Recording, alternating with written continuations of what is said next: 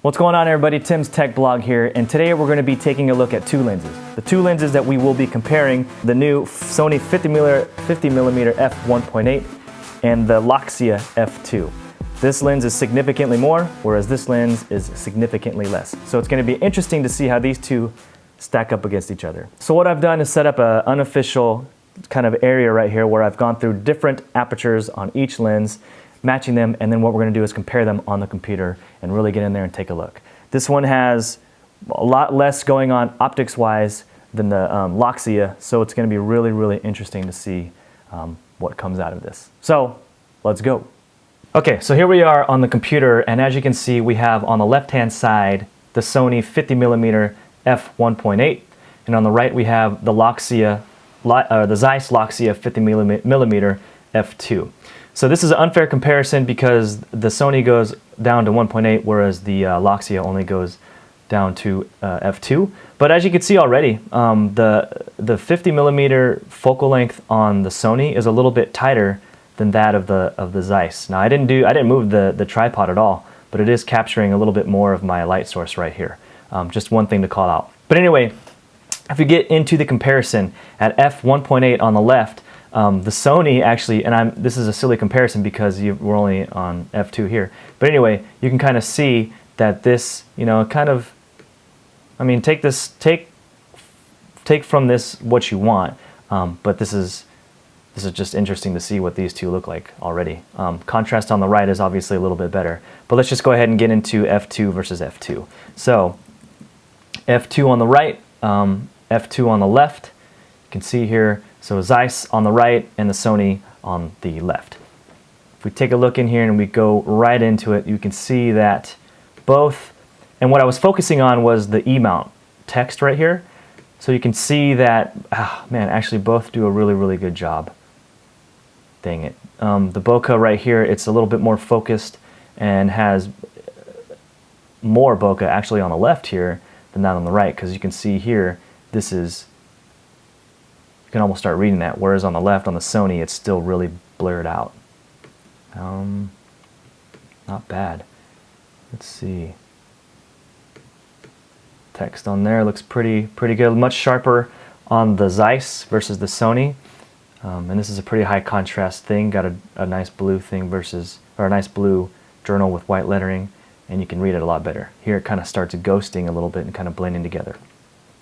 Let's jump up to f2.8.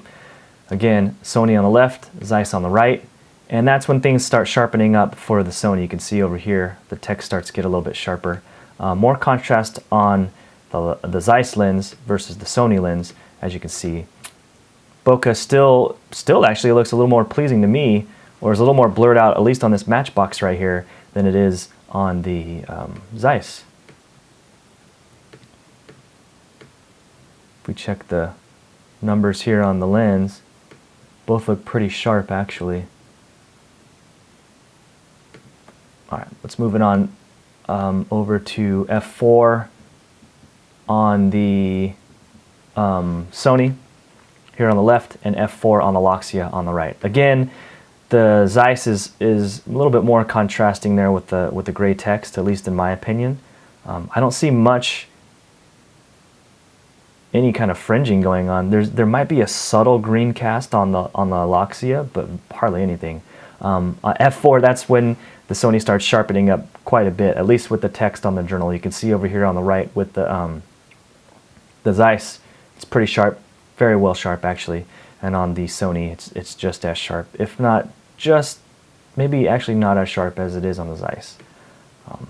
Take a look at the wood grain over here, the brass nubs or whatever lettering on the box. I mean, everything looks very, very comparable to me. The matchbox looks basically identical. You can almost start reading what's on the text here. Geez, the Sony is actually holding up really, really, really well in this regard. So we're going to jump up to 5.6, and that's when we start seeing a lot more sharpness. I'd say this is the sweet spot for either lens. That's when things start coming into focus really, really well here. Again, I mean, the journal's leaning up against the box here, so it might have a little, it's closer to us, so the focal plane might be a little bit different, but both look amazing. again, on the right-hand side, the Zeiss is still holding a little bit more contrast or has a little bit more of a punch to it. But that's something you can correct in any kind of, in anything really. The green over here, man, looks identical. Ugh. And this is on a Sony a7S II, just so you guys know. This matchbox, you can really actually start reading it over here. The cork, man, everything looks great. And these are raw images, ARW RAWs, uncompressed raw images, straight out of the camera, right in the Lightroom. And I gotta tell you guys, the Sony is holding up against the Zeiss incredibly well, which is a little concerning because the Zeiss was way more expensive than the Sony, but you know, good eye opener, I guess. Let's jump up to f8. Both lenses at f8.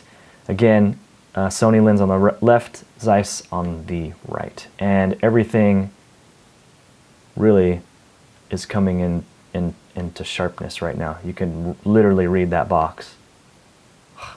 Man, I had a 2-second timer on the tripod, so there's no shake going on. And I did I focused manually just so that I can get the best results. Man, I can't even tell a stinking difference. Let's go ahead and jump up to f11. And now that's when things just start looking pretty much exactly the same. Maybe a hair sharper with the Zeiss. Oh yeah, maybe. I'm zoomed in at like 100% right now, and I really have to pixel peep to even try to see a difference. I can't even see a difference anymore, to be honest. F14 and go to F14. Again, we focused on the E mount, both perfectly in focus. We can now fully read the matchbox. Ugh. I mean, those look exactly the same. How's it doing down here with the detail? Really good. In the corners. In the corners at F. Man, at F14, it is holding up really well. Let's jump up to F22, the max of either lens. You can see everything is almost nearly in focus with my background. You can read this stuff. Read the matchbox, read that text clearly. You can read that. If we go corner to corner, man, everything looks really tack sharp actually at F14 or F22. Again, the shutters at 3.2 seconds on the right, 4 seconds on the left. I think that's because there's a little bit more of a light source trick in the camera that kind of leaked in on the Zeiss. And that's interesting to see because they're both 50mm lenses, but one has a larger field of view than the other, which is interesting to me. Let's go down actually to 2.8 again on both lenses. And I want to look at the corners. So we got f2.8. You can see a little bit of, you know, purple fringing on the text here, but not bad. Let's go to the corners. Maybe this thing, the cord. I can hardly tell the difference at all. Wow. So that's pretty much the comparison in the computer of these two lenses. Let's just go ahead and give you my final thoughts now. Okay, I hope you guys got a lot out of that comparison. I know that I sure the heck did. Seeing how the Sony stacks up against the Zeiss is a huge eye-opener, at least in this test, in this little makeshift test that I put together. It showed me that this thing can keep up just as well. It might be different when you're out there shooting in the field, which I hope is how you're actually using your cameras. You're not just sitting in front of things, taking pictures of, I don't know, a cork and a box. I hope you're out there using your camera actually. But it definitely showed me that for the price point on this guy, the optical performance outweighs any of the negatives that this lens may have. Already people are scuffling about the autofocus noise, which is not even, in my opinion, not a deal breaker. It's a little bit noisy, but it's not by any means a deal breaker. I mean, the Zeiss lens is a manual only lens. What I think they're going to do is have, or what I think Sony may do is have this lens as the intro lens, kind of like the Canon 50mm 1.8 that was a lot noisier. Then they're going to come out with a Sony 50mm 1.4 that's going to have a silent motor, and then they're going to have their high end. I think that's what they might start positioning. But already to see that this guy, the intro 50mm 1.8, how well the optics are compared to the Zeiss is awesome. That's the only lens that I have to compare it to. Don't let all this stuff get in the way of you going out there and shooting. Go out there and use your camera and see how it works in your scenarios. For me, this 50mm 1.8 is going to be a wonderful lens. This is the only automatic or the only native Sony lens that I have without having to use like a Canon adapter or anything that supports autofocus. And to me, that's huge. It's a full frame lens, has autofocus. Again, that noise is not so bad to me. The speed in which it autofocuses is fast enough for the type of shooting that I do with this camera. I mean, it's not even that. It's actually pretty quick in my opinion. Compared to some other cameras that I have, it's not as fast like my Canon or the Fuji, but it keeps up just enough. It'll be interesting to see if firmware can fix the hunting, like the back and forth focusing that it does. I don't know if that's specific to the A7S II. I've seen other people do reviews with this lens on like an A7 II, which I know supports contrast and phase detection autofocus, and it still does that back and forth focusing. So it'll be interesting to see if that's something that can be pushed out or fixed with the firmware update. So again, follow me on Twitter at Tim's Tech Blog. Drop a comment down below if there's anything else you want me to cover, or hit me up on Instagram at TimAllDay. Until the next video, I'll check you guys later. Peace.